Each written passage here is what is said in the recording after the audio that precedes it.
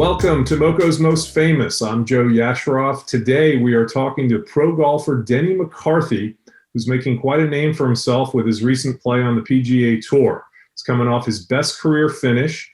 He got his first hole-in-one, which we're going to be talking about.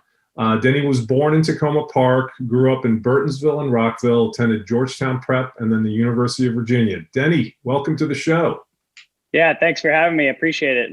Looking forward to talking and, having a good time today. Absolutely, and I promise I won't ask for golf tips. Well, maybe at the end, maybe if things are going well, but we'll see how it goes, right? That sounds good. Sounds good. Okay, so talk to me, please, about how you've been playing on the PGA Tour. I mean, people around here know who Denny McCarthy is, and you obviously belong on the tour, but now you've really shown that you can really compete with the big boys. How does that feel?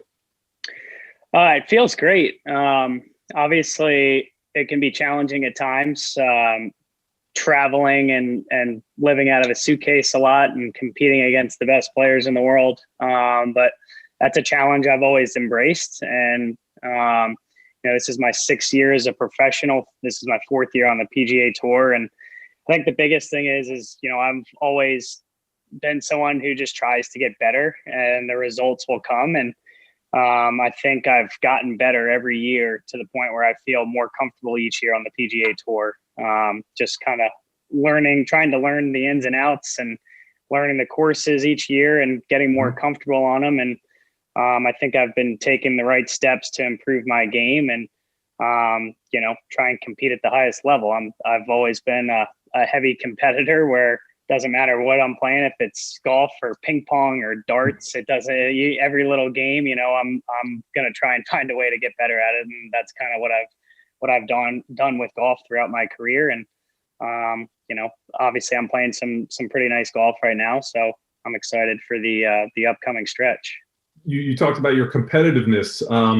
I know you have an older brother, and I've heard some stories that, like most younger and older brothers, I'm guessing you guys were pretty competitive with each other. How much of that growing up has helped you become the competitor that you are?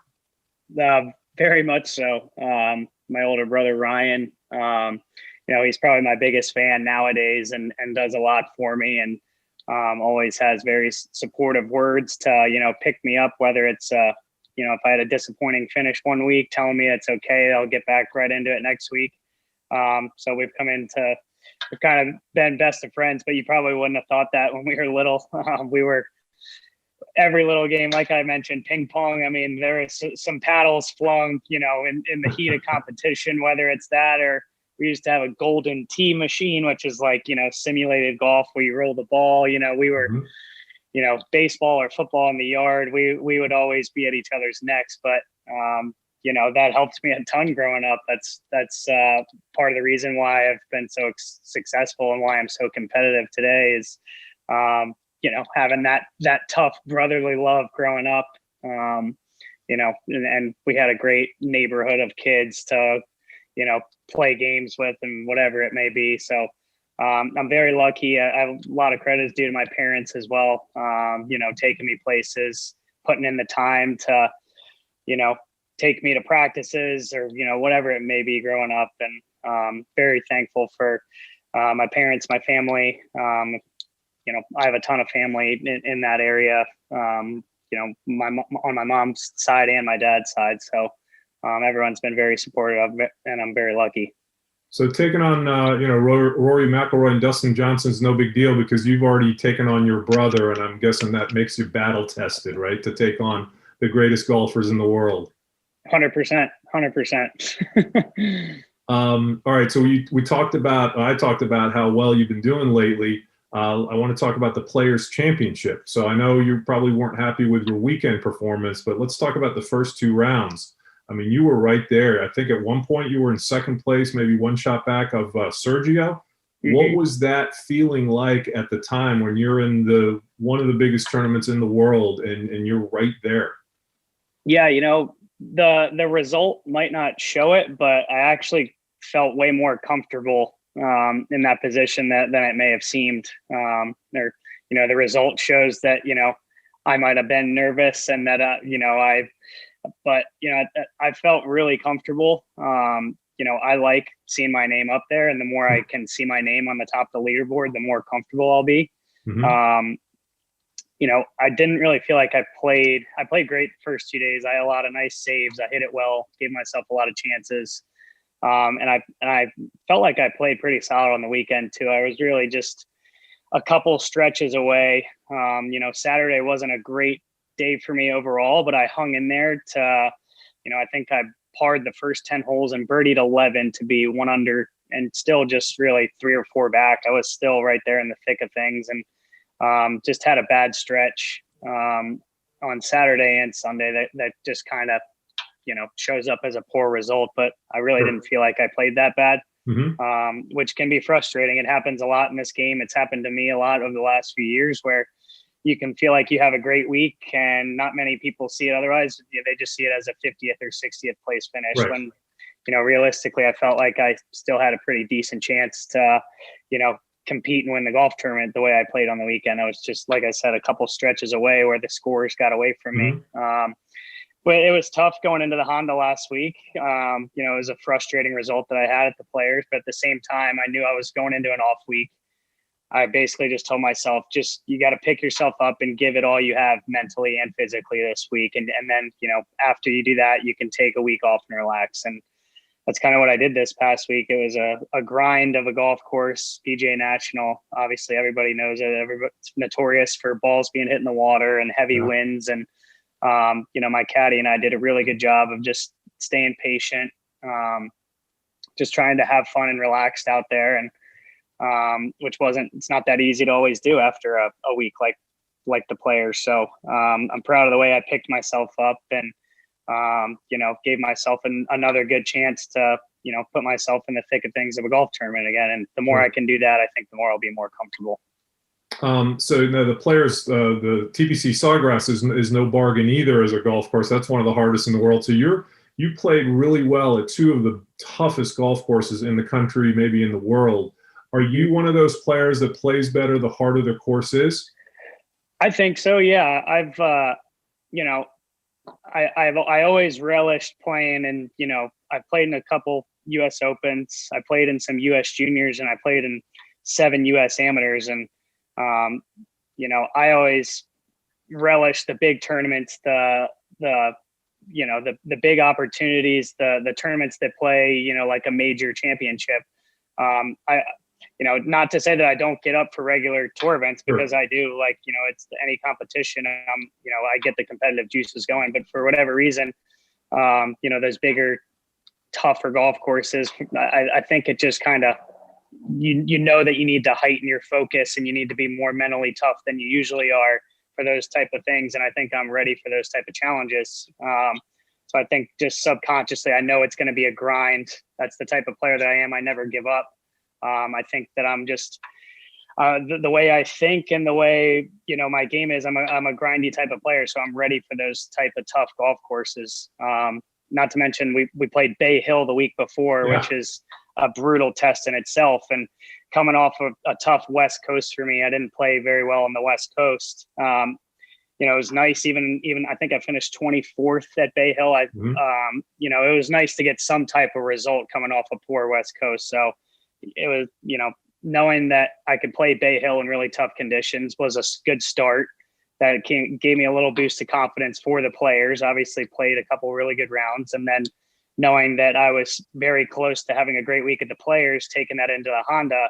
If you can play well on those 3 golf courses every year, then your game's in great shape, and that's a big confidence boost for me going forward for this stretch I have ahead of me. So if we look up the word grinder in the golf dictionary, we are seeing a picture of Denny McCarthy, is what you're saying. I'm sure there's some other guys that will be there too, but I should be included in that for sure. All right. So you talked about the Honda, tied for 3rd, your highest finish. You had been 4th, I believe, before, but tied for 3rd, your highest finish. So in golf, I guess there are different levels of validation. One is getting on the tour, getting your card, making cuts, competing. But, finishing 3rd, I mean, that's got to take you up the ladder of kind of validation. I know you're trying to win, but you must feel like you are really climbing that ladder of validation. Yeah, for sure. And I mean, just like you said, you did to do it at a place like the Honda Classic, where, you need to be striking the ball very, very well. The strength of my game is putting, and I've been trying to get my ball striking up to the level to match my putting, and it's hard to do. So to withstand 4 tough days at PGA National, typically you see really good ball strikers towards the top of that leaderboard. That's a big confidence boost for me to kind of show that what I've been working on ball striking wise is very close to where it needs to be, if not there, for me to compete in more golf tournaments. So to know that I can do it for 4 days at a place like PGA National makes me believe that I can go do it basically at any golf course in the world. So that's a huge confidence boost for me. If I could have more weeks where my ball striking's at a high level to try and match my putting, if you match those 2 up in 1 week, then that's when you can get a great week. And obviously, the T3 finish is a very nice step, but I think the next step would be to, keep putting myself there and ultimately win a golf tournament. Denny, what would it mean to you to get that first win? It would be amazing. I've done it at every level. It's taken some time, but I won in the Maryland area as a junior locally, and then I took that to a national level, and it took a little bit, but I did it at that level, and I did it at the collegiate and amateur level. I did it at the Corn Ferry level. It's taken a slow process at each level, but I've done it at every level. So I know that I can do it out here.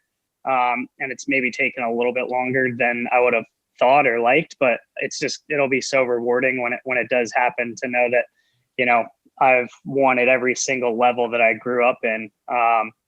It'll be amazing. It'll be probably hard to put into words. And there's a ton of people that, I need to be thankful for that, it's not just me in this position. There's a lot that goes on behind the scenes that doesn't get seen or talked about that, I'm here not just because of me, but there's many people behind the scenes that have, made my career happen. And I'm thankful for all that. And it'll just be very special when it does happen. I've got to warn you that when you get that first win, Steve Sands, even if you're not a crier, he will make you cry. I hope you know that. Yeah, I've gotten to know Steve pretty well, and we've talked. Got a Maryland connection there. Steve, I guess, grew up in Maryland, from Maryland, but we've talked about Maryland a bunch, and I'm sure I'll try and fight back some tears. But I look forward to that conversation at the end of the tournament when I do get to have it with Steve. And Steve has been on this very podcast, so you're in very good company.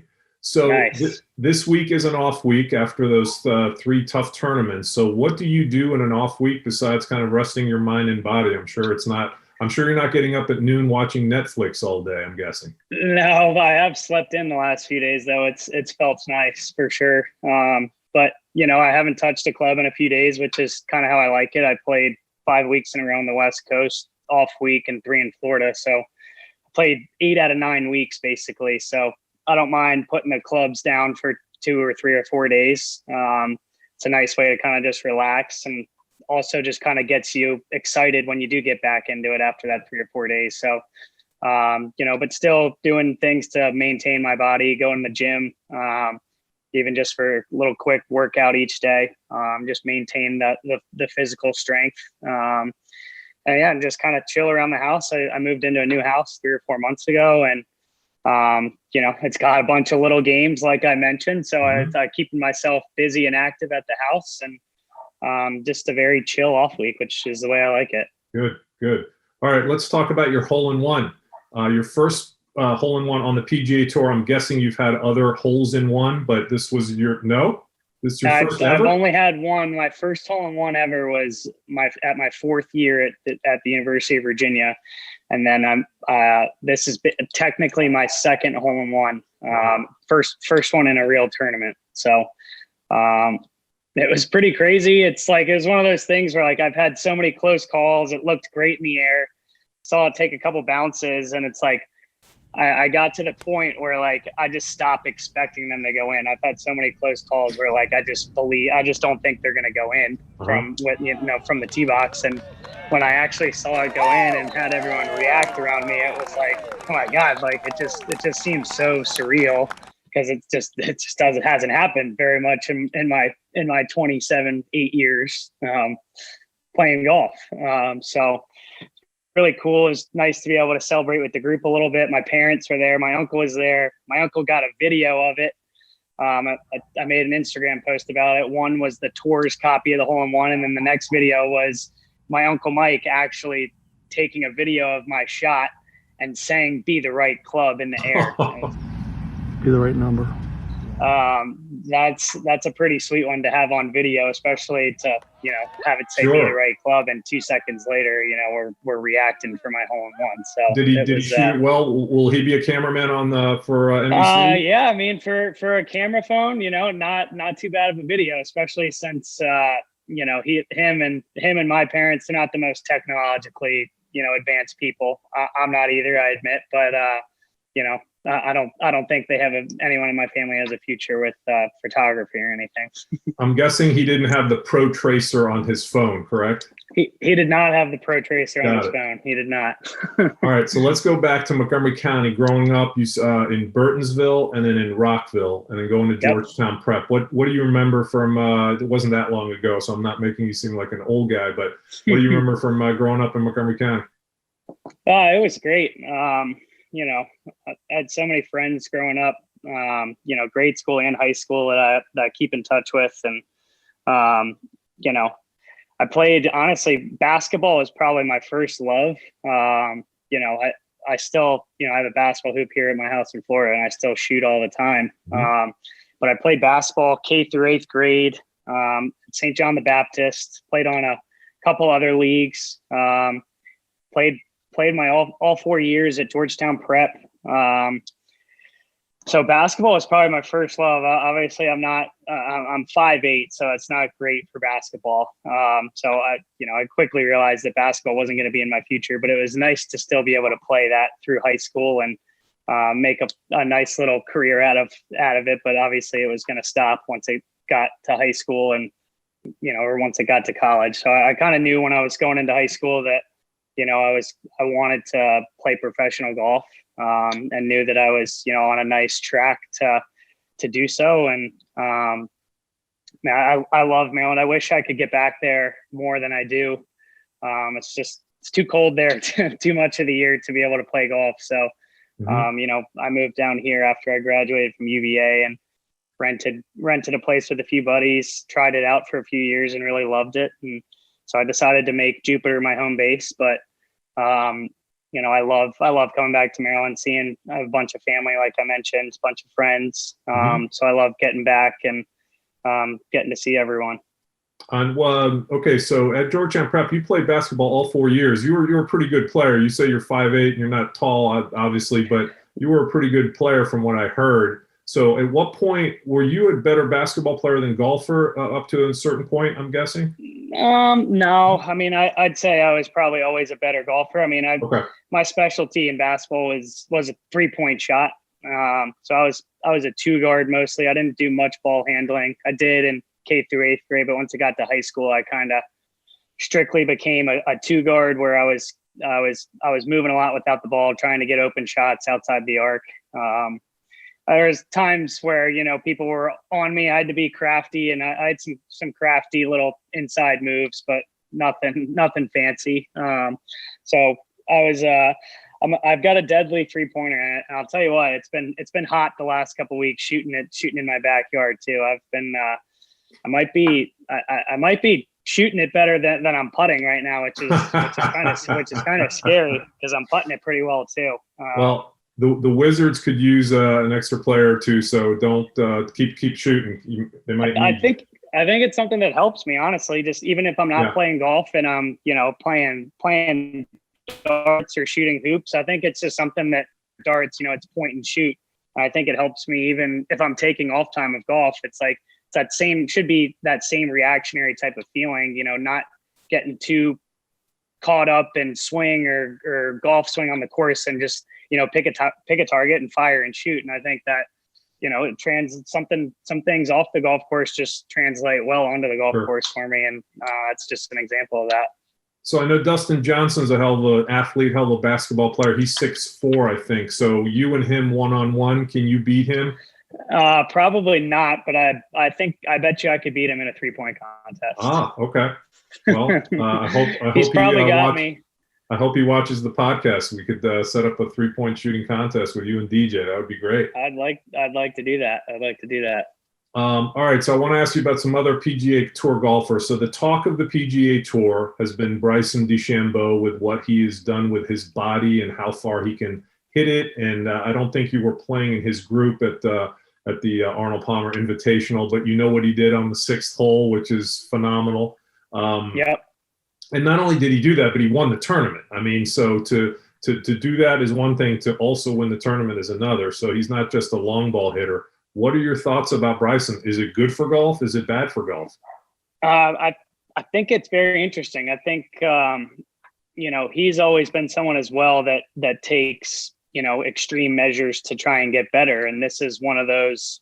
He did a lot of things with putting and his golf swing, and this whole speed training and getting his body big is another one of those extreme measures to try and get himself to the top of the world. And it's very impressive what he's done. Not only the speed, but obviously he's hitting the ball ridiculous amount of lengths, but just the accuracy he's doing it with too. That's not that easy at all, to change your body, change how fast you're swinging, and to be able to maintain some accuracy with it as well. So.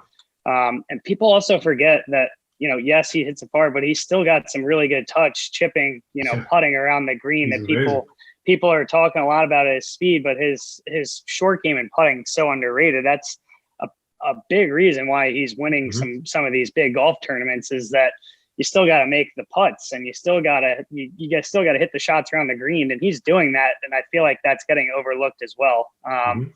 But what he's done with the speed is very impressive. It's never, it's always a benefit if you can hit it farther. Big question is, a couple of years down the road, will he be able to maintain it? Can he be able to maintain his, the health with his body? Who knows? I'm sure a lot of people have these doubts and questions. But like I said, he's always been someone that goes to extreme lengths to get better. And I'm sure he's figuring out ways to try and stay healthy while he's doing all this. So it'll be interesting to see over the next few years. It'll be interesting to see if a lot of young guys maybe try and adapt some of this. I know some of the older guys on the PGA Tour, there's guys that are, 42 to 48 out there. Some of those guys have started to try and chase some speed and get some more distance. And so it's worked for some, it hasn't for others. So, it'll be very interesting to see what his game looks like a few years down the road, and what it does for the game a few years down the road. And you saw what Rory said, that he got caught up in that, and it didn't work out well, at least in the immediate. So were you surprised that Rory, of all people?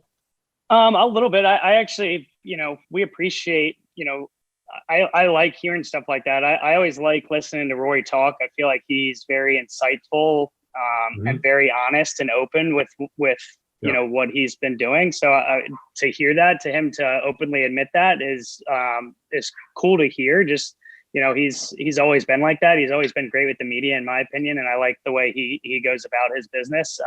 I was a little surprised, honestly, because he was already someone that already had a ton of speed, and his overall game was great. So I think it's catching up with him a little bit now, where all this speed training and, swinging for the fences with the driver probably caught up with some of his finesse clubs, the shorter irons, the iron. I know his iron play has been struggling the last month or so. So obviously he's taken a step back and going back to the drawing board. I'm sure he'll probably dial it back a little bit to get some of his other pieces of his game back. I have no doubt that he will. He's one of the best players in the world. And I think, him admitting to himself that he probably made a mistake going to chase that speed, and how it filtered into the rest of his game as a bad habit. I think, him admitting that and, going back to the drawing board is Sure. something that'll probably make him better. You'll probably see some great golf from him shortly, I would assume. Tiger Woods, his horrible accident. Still don't know how he survived, but he did. I guess because he's Tiger Woods. What was your reaction when you heard? It was very weird. It kind of had a Kobe-esque feel to it. Just kind of hoping that what you had heard wasn't true. Hoping that he was okay. Figuring out if this report was real or not. It just had all similar feels to Kobe. And then, obviously a year ago, similar time as well, you hear that Kobe was actually true and that Kobe is gone. You start thinking, man, I hope this doesn't happen with Tiger. I hope he's okay. And, I don't know when we're going to see Tiger next, if at all. I haven't heard too much through the tour grapevine. You just hope that he's okay. I mean, I was lucky enough to actually play around with him about 3 or 4 weeks into COVID last year. The players got canceled, and I probably played with Tiger 3 or 4 weeks later, which was a really cool experience. I play at Medalist, where a lot of great pros play, and Tiger being one of them. And got tossed into a group with JT and Ricky and Tiger somehow. Wow. And we all had our own cart, and we didn't play any type of game. Those guys, I had been playing because I was bored for a few weeks, but those guys took a few weeks off. So they were just trying to get back into it and play a for fun round. And I got tossed in and probably played 18 holes in 2 hours. All of us having our own cart. And that be something I'll never forget. That was a really cool round. Hopefully I get to play with him again. Hopefully he's okay to where I can play with him a year or two down the road.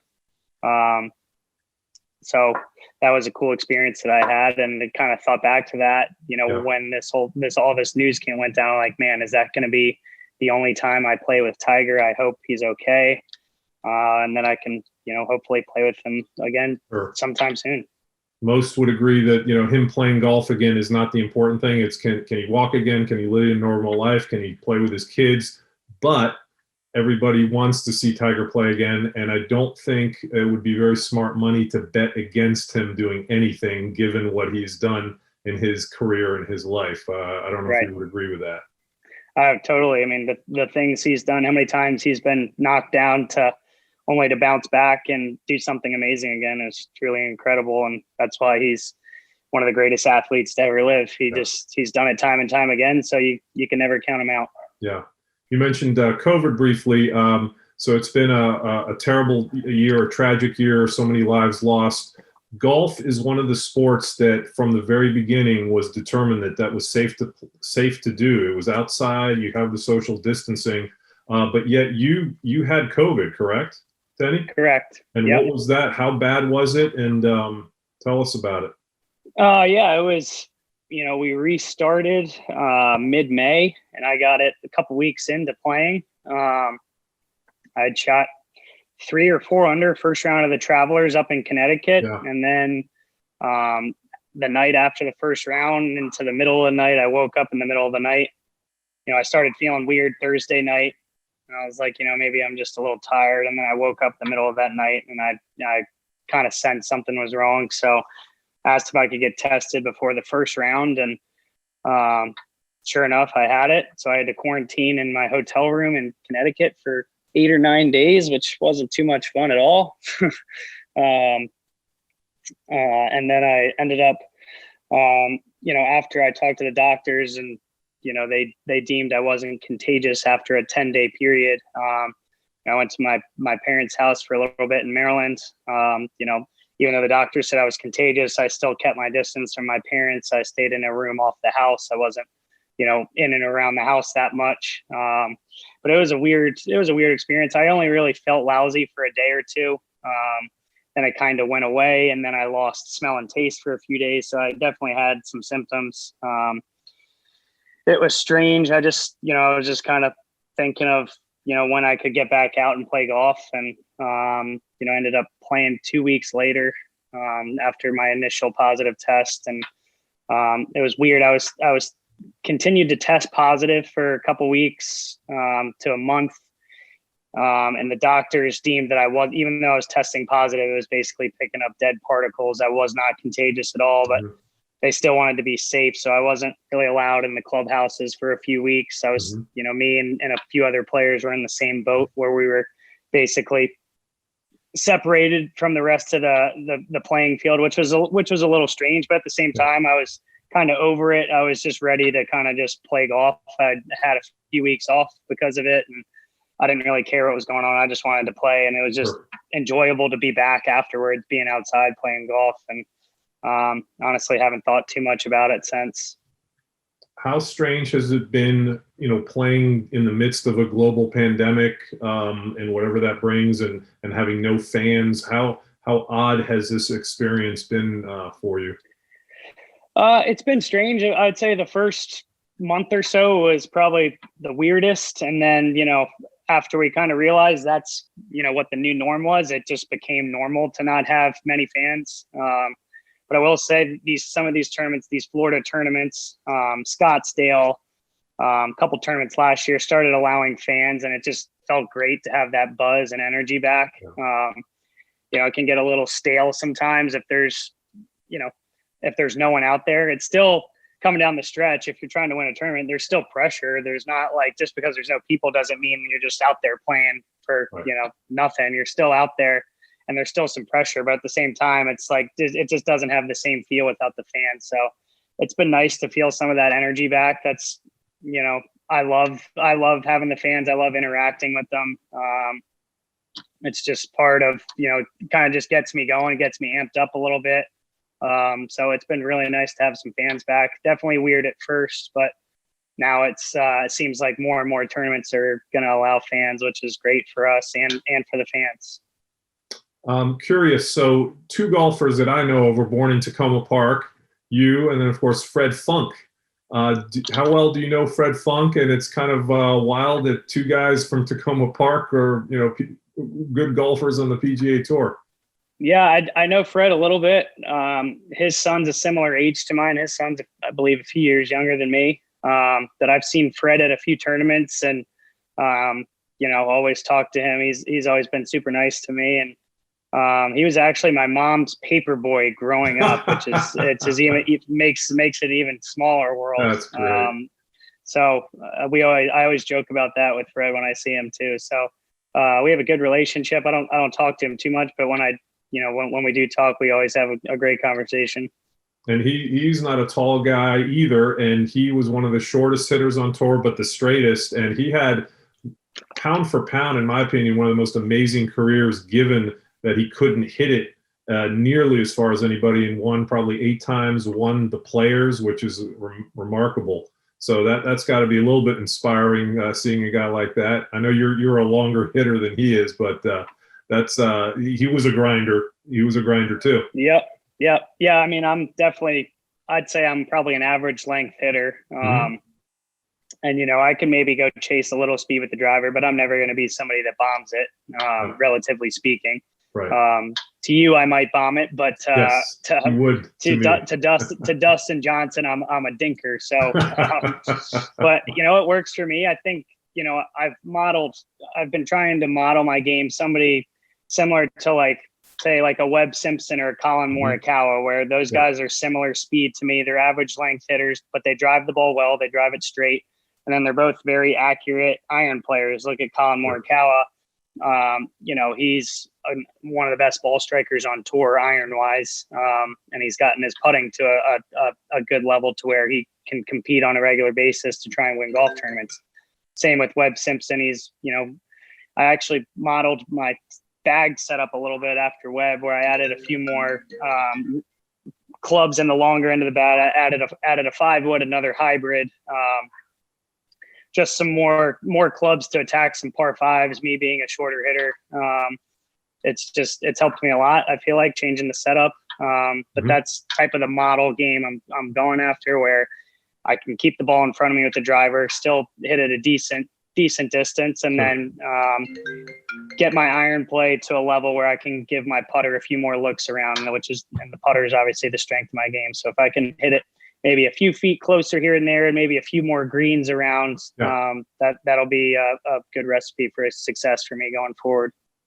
Who is your golf hero growing up? I'd have to say my dad and his dad. My grandpa, we call him Bud. He passed away 10 years ago. But we grew up at a small club, Argyle Country Club. Yeah. And, I was always going there in the summers. My parents always dropped me off, and Bud and I always had putting contests, and him and my dad really got me into the game. I started playing when I could walk. Basically 2-3 years old is when I started swinging a club, and something that I always loved to do. And so I give a lot of credit to my dad and my grandpa and Bud. And I mark my ball. I give him a tribute. I draw a little 3-leaf clover. Obviously, being McCarthy, you got to show off the Irish heritage a little bit, but it's a little tribute to to Bud, me marking my ball with the 3-leaf clover. So, always thinking about him, and I'm glad he got me into this crazy game. That's great. So I always ask golfers this. So, for someone like me, average handicapper, I love playing golf. It's one of the most fun things to do. That's what you do for a living. Can you still have fun playing golf when you're not on the tour, or maybe when you are on the tour? Yeah, it depends on when you get me. Like this week, I'm not going to play golf the next few days. If you put me on a golf course today, I probably wouldn't have that much fun. But if you put me in a time like, COVID, I was having fun. We weren't playing any tournaments for 3 months, but I tried to take a week or two off, but I just got bored. So I started playing a bunch of games, little money games, not for much, but with good players out at Medalist. And to me, having some competition is fun. If I don't play for something, even if it's for $10 or whether it's a drink at a bar afterwards, whatever it may be, it's hard for me to get into it if I'm not playing some type of competitive match with someone. So for me, the competitive part of it is the fun part. I like to be playing for something. So, and it like I said, it just kind of depends. I enjoy, to me, competing at a high level, playing in tournaments is fun. I enjoy the challenge and test. I always have. And part of the reason why I love the game, and it's nice that I'm able to do it for a living, but, and make money off it. But at the same time, that's not necessarily why I do it. I do it because I love it, and I want to see how great I can be. What we've talked about a bunch of stuff, but what do people not know about you that you'd like them to know about you?